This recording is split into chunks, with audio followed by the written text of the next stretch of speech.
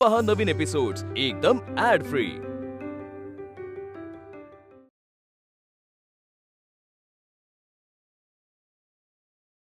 मला नुकत्याच जाणवलेल्या अनेक गोष्टींबद्दल मला लिहायचंय। आपल्या भोवतालच्या परिस्थितीबद्दल, आपल्या मातृभूमीबद्दल मला लिहायचंय। आपल्या ह्या मातीचा होणारा अपमान, तिची अवहेलना आपण अजून किती दिवस सहन करायची? का त्यांच्या देशाचा सूर्य आपल्या या भूमीत कधीच मावळणार नाहीये? आपण फक्त आणि फक्त हतबल झालेलो आहोत याची मला जाणीव झाली।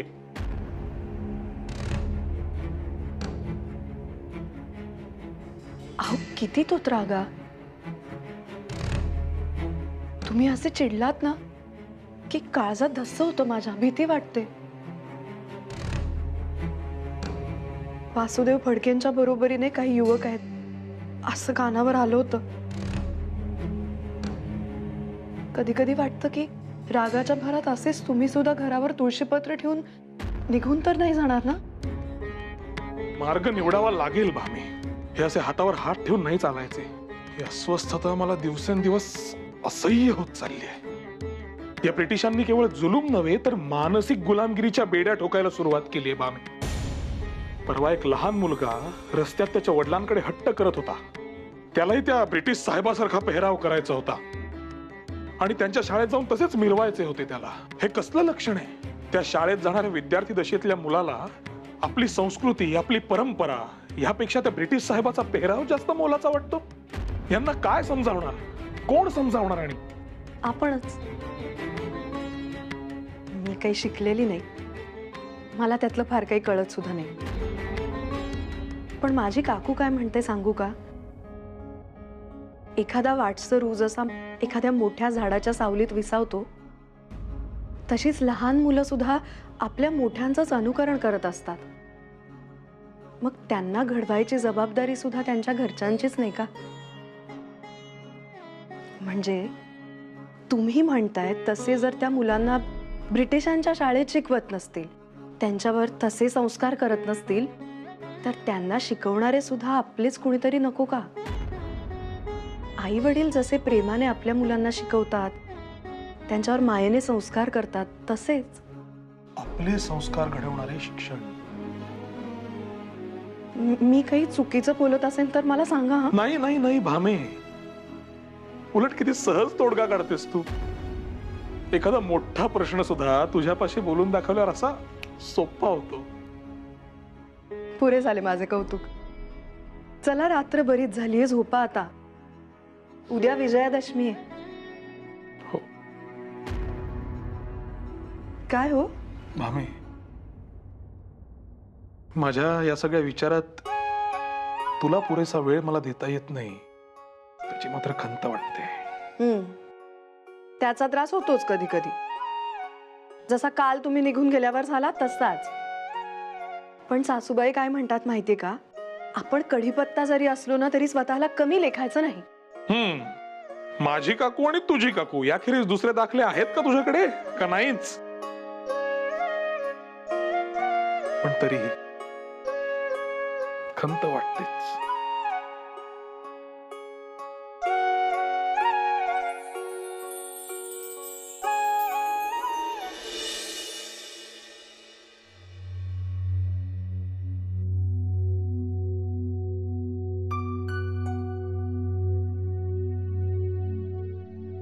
कधी कधी विचार करताना असं वाटतं, एखाद्या गोष्टीकडे बघण्याचा आपला दृष्टिकोन चुकत तर नाहीये ना?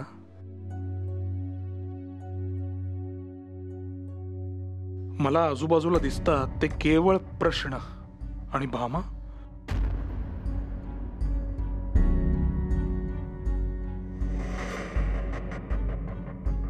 तिने तर घराचा उंबरठा खरंच क्वचितच ओलांडलाय, पण तरीही तिला दिसतात ती उत्तर। मला रात्र दिसते आणि तिला त्यात दडलेली पहाटेची किरण।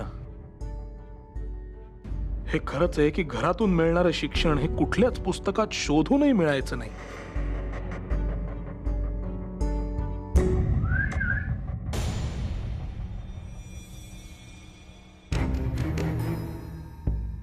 ही शीड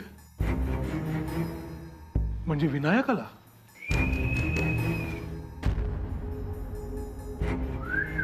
हे, म्हणजे ही साथ नक्कीच माझ्यासाठी होती.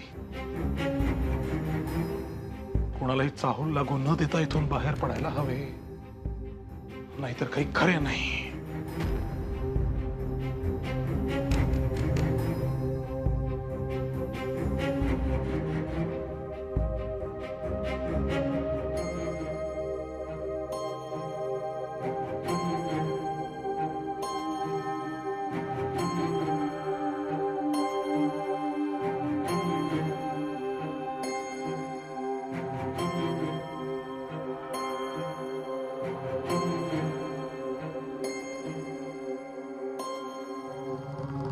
मीच आहे.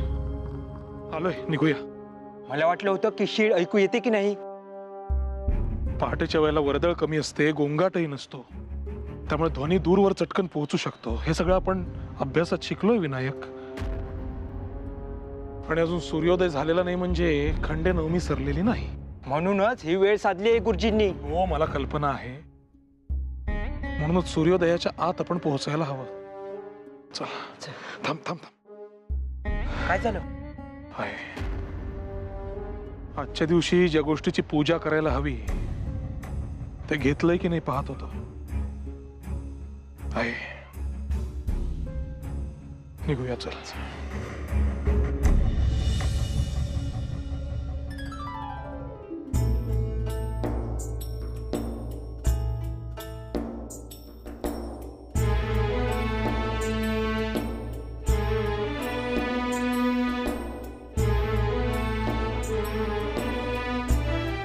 आश्विनस्य सिते पक्षे दशम्यां तारकोदये सकालो विजयोज्ञेयः सर्वकार्यार्थसिद्धये.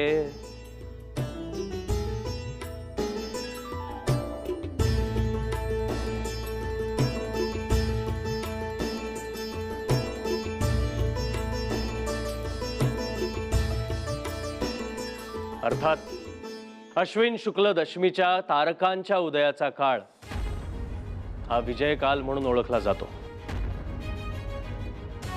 आज खंडेनवमीच्या दिवशी आपण या शस्त्रांचे पूजन करून उद्या विजयादशमीच्या दिवशी जे कार्य मनात निश्चित करू ते कार्य नक्की सिद्धीस जाणार. आजवर आपण हीच शस्त्र हाती घेतली. या शस्त्रांनी आईप्रमाणे आपला बचाव केला, पित्याप्रमाणे आपल्याला सामर्थ्य दिले आणि अगदी मित्रांप्रमाणे त्यांनीच आपल्याला आधारही दिला. त्यांचे पूजन करण्याचा, आभार मानण्याचा आणि आजन्म सोबत करण्याचे वचन देण्याचा आजचा हा मंगल क्षण. विजयादशमी म्हणजे सीमोल्लंघन करण्याचा दिवस. ह्याच दिवशी आपण निश्चय करू की या सशस्त्र मार्गाने आक्रमणे करून आपण या गोऱ्या इंग्रजांना आपला देश सोडून परत जाण्यासाठी भाग पाडू. तेव्हाच खऱ्या अर्थी सीमोल्लंघन ठरेल. आता स्वातंत्र्य मिळवण्याचा एकमेव मार्ग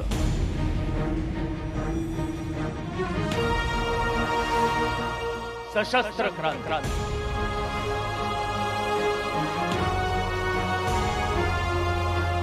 या सर्वांनी मिळून या शस्त्रांचे पूजन करून घ्या. फडवंत, तू देखील शस्त्र आणले आहेस ना, मग त्याचंही पूजन कर ना.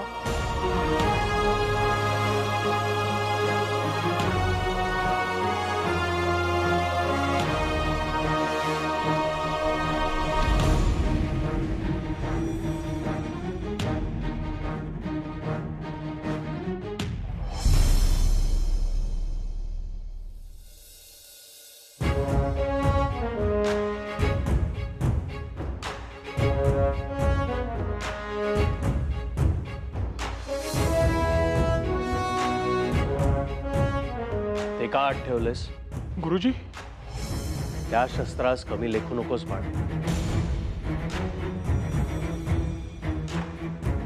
ध्येयाने झपाटून जाणे म्हणजे नेमकं काय हे तुझ्याकडून शिकावं बाळ. काही वर्षांपूर्वीचा असलेला तू आणि आज माझ्या समोर उभा असलेला हा बळवंत अगदी क्रांती घडवली आहे स्वतःमध्ये. या क्रांतीमागील प्रेरणा आपणच आहात गुरुजी.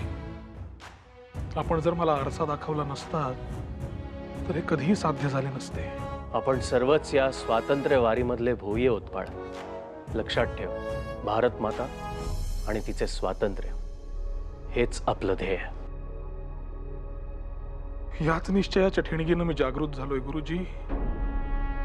मात्र ही एकमेव ठिणगी संपूर्ण अंधकार दूर करेल तरी कसा, या एकमेव विवंचनेने मी व्यथित झालोय. वणवा पेटण्यासाठी एक ठिणगी पुरेशी असते बाळ. पण आपला इतिहास आपल्याला तसे दाखले देत नाही गुरुजी.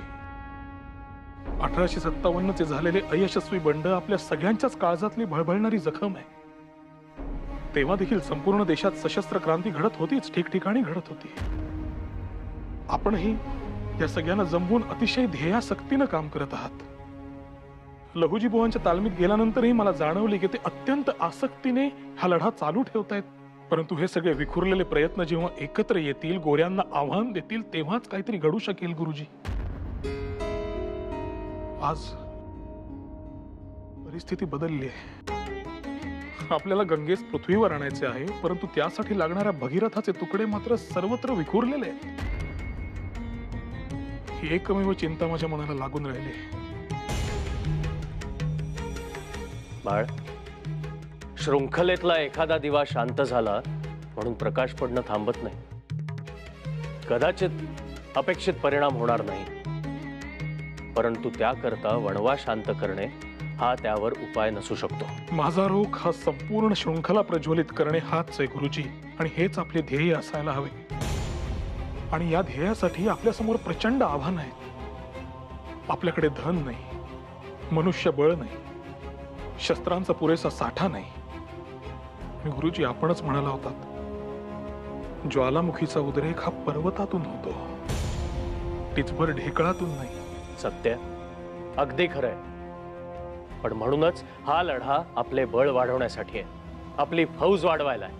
आपल्याकडे धन नाही, आपण दरोडे टाकू. जे सावकार आणि सरकार आपल्या जनतेस लुटून धनाढ्य झालेत त्यांना लुटू, त्यातून शस्त्र मिळवू. अधिकाधिक तरुणांना प्रेरित करून आपलं मनुष्यबळ वाढवू. बाळ, अरे आपल्या लोकांची मानसिकता अशी आहे की 4 मजूर जर सरकारी खजिना वाहून नेत असतील आणि त्याची राखण करायला जर एकच शिपाई असेल तरी त्यांच्यावर हल्ला करायला घाबरतील, कारण गोऱ्यांचा धाक आहे. आपण ही भीती मुळात नाही शिकेली पाहिजे. गोऱ्यांशी युद्ध नंतरचे, प्रथम ते स्वतःशी याची जाणीव व्हायला पाहिजे. मी देखील हेच म्हणतोय गुरुजी. आपण एकत्र आलो आणि सर्वांवर तुटून पडलो तर निश्चित गनिम घाबरेल, परंतु एकट्यानं त्यांच्यावर चालून गेलो तर आपणच जमीनदोस्त होऊ. आणि यामुळे उदयास येणारे आणखीन 4 क्रांतिकारकही माघार घेऊ शकतील, याचे मला भय वाटते गुरुजी. म्हणजे तुला असं म्हणायचंय की हा मार्ग चुकीचा आहे? नाही नाही नाही, मुळीच नाही गुरुजी. मात्र माझ्या म्हणण्यातून तसे उद्धृत होत असेल तर मी मनापासून क्षमा मागतो. आपण ध्येयानं चालू केलेला हा लढा तसाच तेवत राहावा एवढीच माझी इच्छा आहे. हे प्रयत्न व्यर्थ ठरू नयेत. परिणाम काय होतील याचा विचार करून लढाई लढली जात नाही, हे माझं व्रत आहे. म्हणून त्यासाठी आवश्यक मार्ग माझा मी निर्माण केलाय. त्याचा शेवट पारतंत्र्यातून मुक्ती हाच आहे. आता हेच बघायचंय, प्रथम काय संपेल, हा ध्येय की हा मार्ग.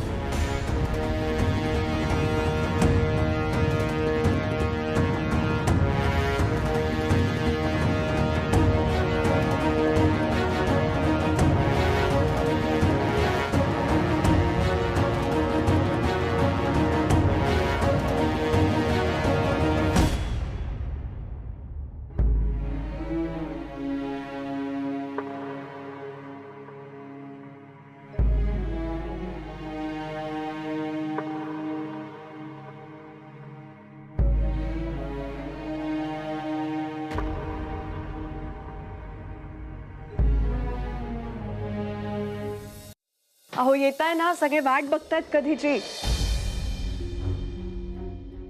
अहो अहो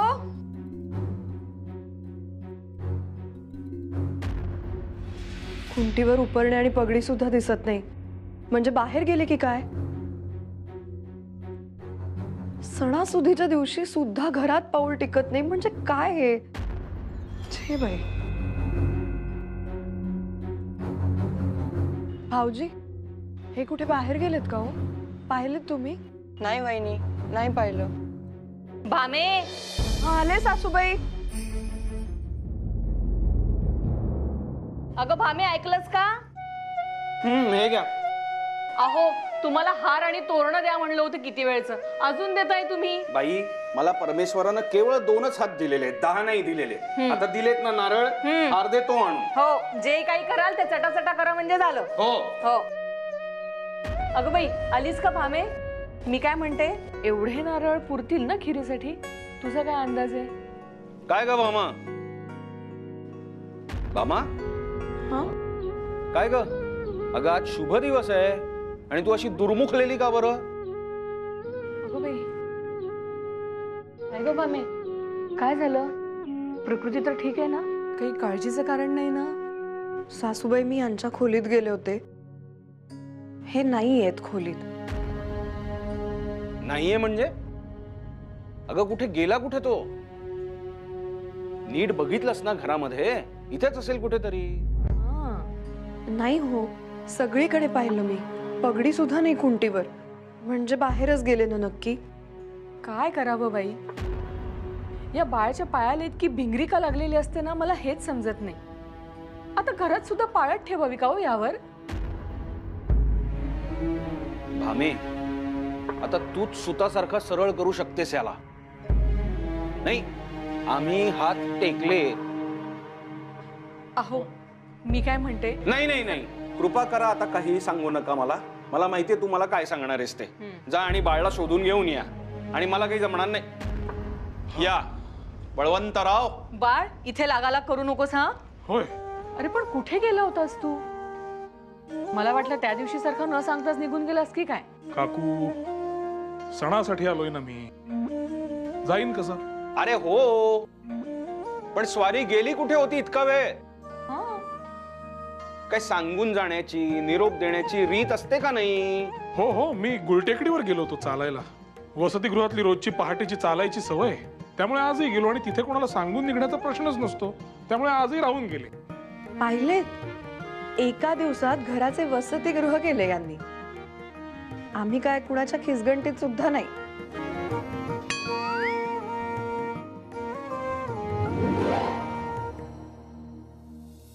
गोपिकाबाई हा? या जरा इकडे. हो पण माझं अहो आपल्याला काशीनाथ आणि यशवंताचं जरा बघायचंय ना. या. बाळ हो, आज शुभ दिवस आहे. तुमच्या नात्यातला महत्वाचा दिवस आहे. होय. नाही भामेस एखादी भेट दे. आणि हो, सप्रेम भेट दे. येतंय ना ध्यानात? हा.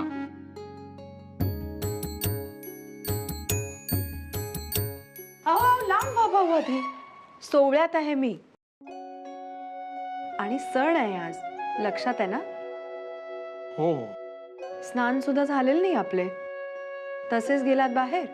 स्नानाला निघालोच आहे. आणि म्हटले ना गुलटेकडीवर गेलो होतो चालायला. शिकलेली नाहीये मी,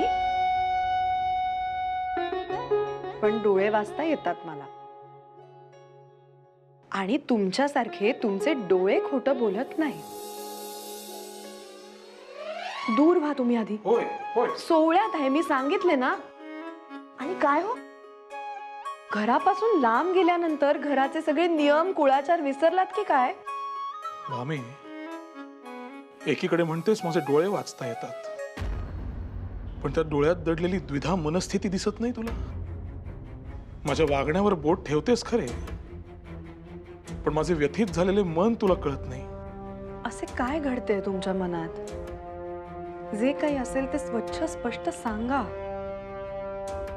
आपल्या सगळ्यात जवळच्या माणसास जर आपल्याला मनातले सांगता येत नसेल तर काय उपयोग मग? माझे काही चुकले का? नाही नाही नाही भामे, तुझे काहीही चुकलेले नाही. परंतु जगातले सगळे प्रश्न स्वयंपाकघरातल्या दाखल्यांपाशी येऊन सुटत नाही.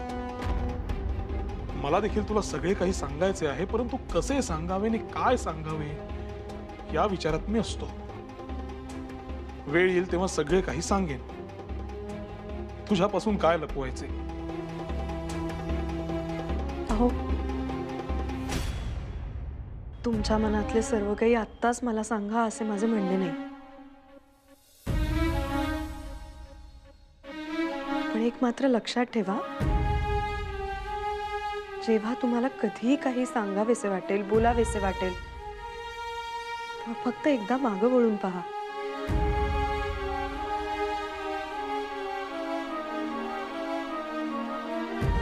मी नक्की उभी असेल.